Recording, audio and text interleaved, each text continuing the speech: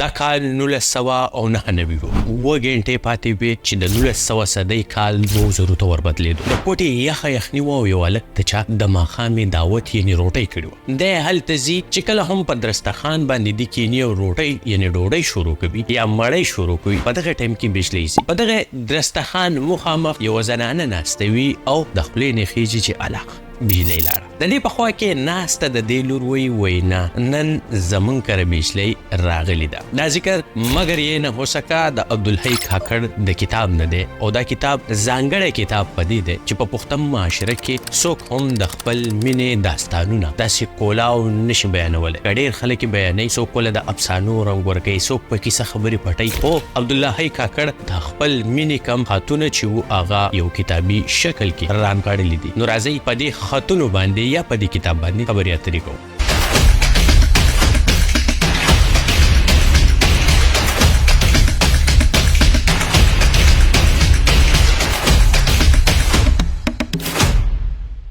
د ډېره مخکې چې زه په دې کتاب باندې خبرې شروع کوم، د هر چا د ژوند قصه وي، خو څوک دې له اورېدونکي پیدا کي او څوک نه. د هر چا د ژوند قصه خوږه هم ده او ترخه هم ده، بشرطه دې چې ستاسو اورېدونکي وي یا ډېر وي یا کم وي. دا د دوو میانانو قصه ده. دوی هغه خپل احساسات، جذبات، غم، خوشحالي په یو کاغذ باندې لیکلی دي. دا کال 1999 د بلوچستان یونیورسټۍ کې دا دواړه کلاس فیلو دي. دوی یو کال د یو بل سره خو میلاویږي، په سترګو کې یو بل خوښي، خو په دواړو کې څوک دا همت نشي کولی چې یو بل ته د مینې اظهار وکړي یا د یو بل سره خبرې وکړي. نو په دې کې هلک چې دی دا پښتون دی، د جوب نه راغلی دی، او جنۍ چې دا پنجابۍ ده، په کوټه کې اوسېږي. کال بعد جنۍ دا همت کوي او د هلک ته د خپل زړه حل وایي. د اولني خط نه دا خبره معلومیږي چې دا هلک ورته وایي چې زه د کلي نه راغلی یم. په کلي کې موږ جینکو سره خبرې اترې کول زموږ مشران کوپر ګڼي. زموږ د کشرانو کار دا وي چې میلمه راشي، موږ هغو ته اوبه ور واچو، د هغو لاس وینځو، دکان ته منډې کو، پی راوړو، بسکټ راوړو، ماسته راوړو. د هغو په مخ کې چې موږ څومره چپ ناست یو دومره هغو خوښوي. نارینه و میلمنو خبره کوي. هېڅکله هم موږ د زنانو میلمنو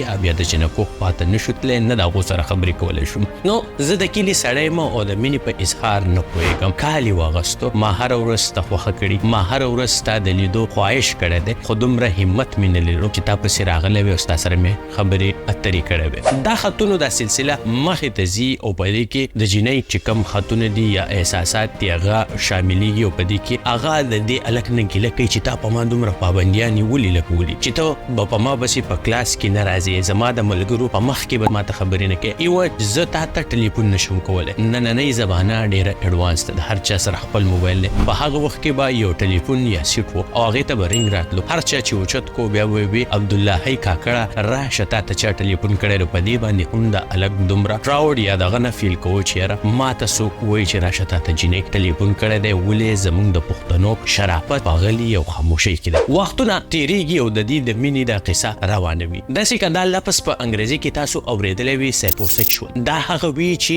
د اپوزن جنډر یا کم کس چې تاسو خوښوئ په هغې کې د ټولو نه اول د هغې کس قابلتیا انسان خوښه کي، نو دې ته وایي سایکوسیکشوال. داسې ډېر کم خلک وي زموږ په پښتنه معاشره کې، خو څوک شته نه یا ډېر زیات کم. نو داسې دا د کلاس قابلان هلکان دي. زموږ په یونیورسټیانو کې اکثر دا کېږي چې کم هلک نالایقه وي، خوښه یې هم قابله جینۍ وي، د تماچې په زور په هغې باندې دا زور راولي چې د نور چا سره به خبرې نه کوي او زما سره خبرې کوو یا په خپل نوم ور وتپي. عبدالحی کاکړ هم د دغه شان حالاتو نه کار شوی دی او د چې کله یو ورځ په کینټین کې ناسو، دا هلک راځي، د ده سر له تماچې ګونداخ راځي. اوس هم دی به خپل خط کې دا ذکر کوي چې ستا د لاس نښه زما په تندي باندې ده. داسې د دې کتاب د خطونو نه مخې ته ظاهرېږي چې دی لږي خپل کور ته ځي او په خپل کور کې وایي چې زما داسې یوه جینۍ خوښه ده. مور او پلار ورسره رضا وي او هغو کوټې ته راځي. په کوټه کې چې دی د دې کور ته ځي، د جوب خړه پړه پښتانه مور چې کله راشي هغه د پنجابیانو غټ کور کې کښېني، هغه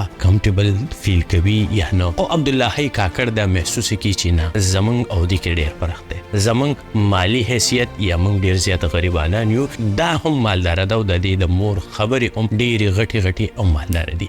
دا په هغه ورځ محسوس کړي وه چې موږ په ژوند کې نشو یو ځای کېدی. دا مخې ته خطونو نه دا محسوسیږي چې دا جنۍ هم رو رو دا خبره ریالایز کوي. یو خط چې جنۍ رالګي ډیالکټ یې لیکي د هغې نه دا محسوسیږي چې جنۍ خپل ډیر زیات کوششونه کړي دي، خپل مور و پلار د خوښولو یا د هغو د منا وهلو کوشش جاري دی، خو دا فیصله د هغې په حق کې نه کېږي. نو دلته ناامیده کېږي او دلته په یو خط کې لیکي چې تا چېرته سوچ کړی یا زه دا سوچ کوم چې کوم کس هر سره ویني او د هغې نه بعد ړوند شي هغه به ډیر زیات په تکلیف کې وي د هغې کس نه چې خدای پاک ړوند پیدا کړی وي. ما په دې خپلو سترګو باندې مینه ولیده، ما ته ولیدلې، ما چاپېرچل ولیدو، ما ازادي لیدلې وه، ما هر څه کولی شو، ته زما کور ته راتلی شوې، زه ستا سره په کلاس کې میلاویدی شوم، خبرې مې کولی شوې، ما ته که ټلیفون کړی ما راغستی، ما ته چا څه نه دي ویلي. اوس په دې هر څیز په ما رو رو بندیزونه لګي، زه د خپو نه په زنځیرونو کې تړلی کېږم، مال زما خپو ته راځي. یعنې په دې جنۍ پسې مالداره خلک بیا رشتو له راځي او داسې عبداللهی کاکړ د مال په منډه کې شاته پاتې کېږي. نو مینه هغه ده چې ته په صحیح ټایم باندې دا محسوس کړې چې یاره د دې جنۍ یا د دې هلک عزت په دې دی چې زه لږ شاته شم. دغه شان ماته یو ایمیل راغلی دی د پېښور یونیورسټۍ نه. هلک وایي چې د تېرو 8 میاشتو نه ما کوشش کوو چې د یوې جنۍ سره خبرې وکړم. اول خو را سره په دې رضا نه وه چې خبرې وکړي، یو 3 هفتې را سره خبرې وکړي، اوس راته داسې میسیجونه را فارورډ کوي چې وایي نامحرمه هلک او جنۍ دا د یو بل سره خبرې کول حرام دي، دوزخ او عذاب. د دې خبره مطلب دا دی تا ته وایي چې بس دی ته زما د ټایف نه. خو دا جنۍ ډېره ښه جنۍ ده، تا ته په مخ نشي ویلی چې وروره خپل کار کوه ما پرېږده. نو که یو کس تاسو وپېژني ستاسو سره ښه وخت تېر کړي د هغې دا هېڅ کله مطلب نه وي چې دا ستاسو نه جدا کېږي او تاسو په هغې پسې شاته ورپسې کېږئ او په دې به یې مجبوروئ چې هغه بیا فیصله نشي اخیستی. د دې کتاب کې چې تاسو لږ مخې ته لاړ شئ، عبداللهی کاکړ یو ورځې د اختر دپاره کلي ته ځي، څنګه چې د پېښور یا په نور ځایونو کې تاسو سبق وایئ او بیا په چوټیانو کې کلي ته ځي. نو د خپل محبوبې ته په خط کې لیکي چې تېر کال تا ماله دومره عید کارډونه راکړي وو چې تا لیکلي وو چې کله ته سپوږمۍ یعنې د هغې نه مخکې به دا کارډ کولاو کې په دې کې ما تا ته څه لیکلي چې کله تا سپوږمۍ ولیدله نو بیا به دا کارډ کولاو کې سهار د مانځه نه مخکې به دا کارډ کولاو کې وبیلولې. کله چې د اختر د مانځه نه وروسته کور ته راشي بیا به دا کارډ. خو څه کال زه روان یم، نه ستا څه خیر خبر شته، نه ستا هغه کارډ شته. بیا هم ما تاله د اختر کارډ لیکلی دی، د دې سره مې یو ګفټ اخیستی دی او زه ستاسو کور ته در روان یم. پوهه نه یم چې ته به دا زما نه دې ځل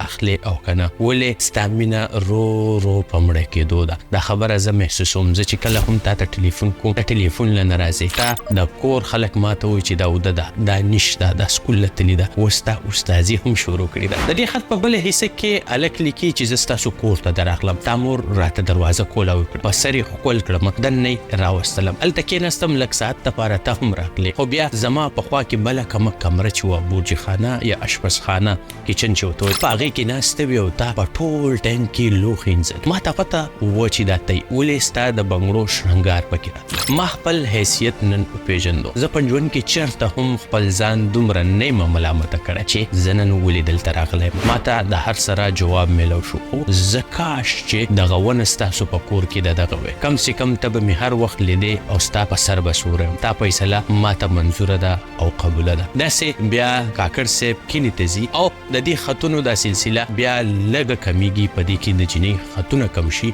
دغه د غربت په څپېړو وهلی هلک بیا په جرنالیزم کې ډېر غټ نوم رغوي. بي بي سي پښتو دپاره لندن ته ځي، اوس کرنټلی مشال ریډیو سره دی. پیسه هر سړی په لاس راغلل، خو خپله مینې په لاس رانغله او ځکه دې کتاب له نوم ورکړی، مګر یې نه هوسکه. نو تاسو هم مینه وکئ او بل خلک مینې ته پرېږدئ. په لیلا هر سړی مین دی، بخت هغه دی چې لیلا پېشي مینه.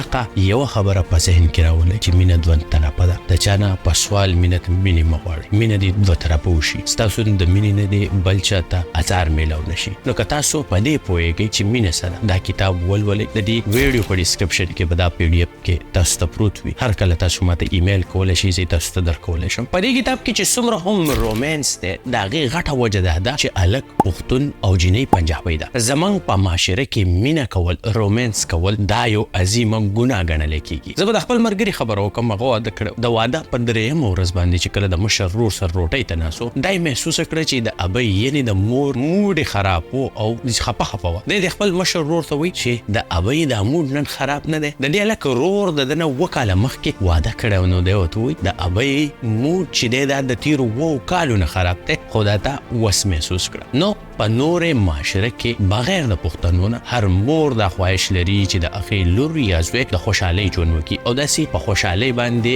هغه د خپل ژوند ملګری هم وټاکي ځکه په دې کتاب کې تاسو ګورئ چې دا هلک د دې جینۍ کې راځي د مورې ډېر غټ استقبال کوي خیال ساتي او تر سحده پورې مور ورسره ملګرتیا کوي بیا چې دا هلک او جینۍ په یو بل پوه شي د یو بل نه جدا شي خپل خیال ساتئ